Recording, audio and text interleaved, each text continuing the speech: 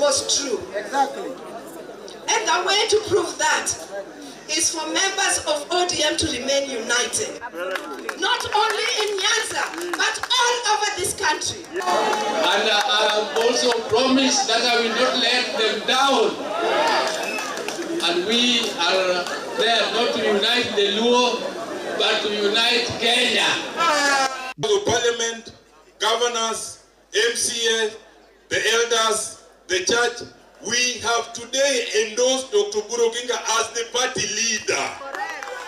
Not even acting, as the party leader, awaiting the final endorsement by the National Governing Council. As a people, in standing with Baba's principles on multi-party democracy, is to ensure we remain united in ODM.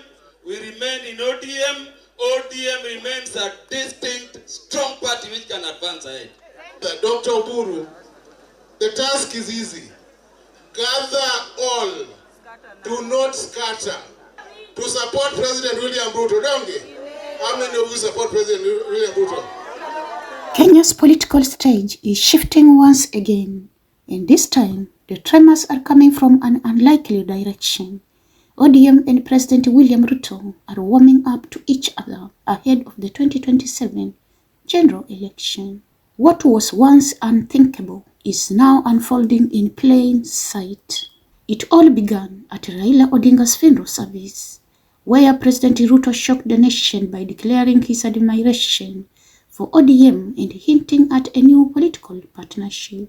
ODM must be strong as we go to 2027, Ruto said, adding, we will either form the next government or be part of it together. ODM must be strong as we go to 2027, because that is the way we are going to have a strong government. Political parties are the foundations of any meaningful democracy. And therefore, the future of ODM, the strength of ODM, the well-being of ODM matters a great deal to me, because that is how we are going to have a strong nation, by having strong, vibrant, national political parties.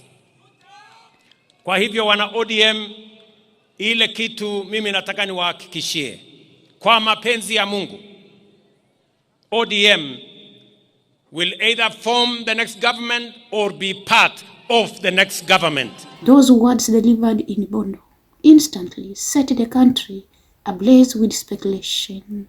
Could the party that stood as Ruto's fiercest rival now be joining hands with him? Inside ODM, reactions have been mixed. Some party leaders are open to the idea, describing it as a pragmatic move to secure ODM's survival after Raila Odinga's passing. Others, however, are urging caution, warning that the party risks losing its soul and identity if it merges too closely with Ruto's UDA.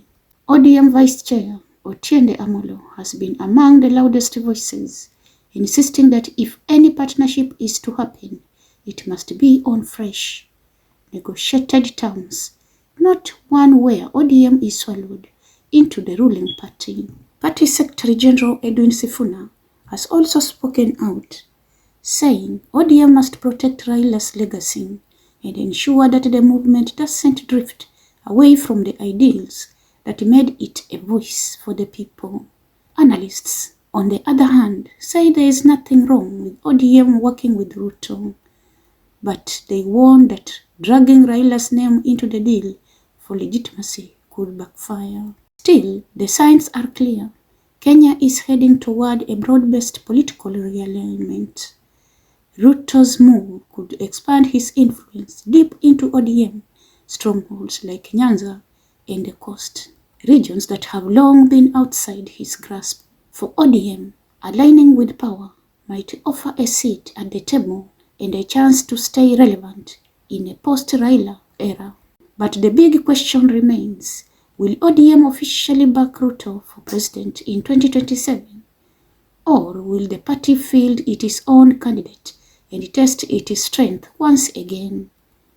As it stands, the alliance talks are still fluid, but one thing is certain, The Kenyan political landscape is being rewritten before our eyes, and this new dance between Ruto and ODM could determine who walks into State House next. Stay tuned. Politics just got a whole lot more interesting. Stay safe, stay engaged, and keep the conversation going.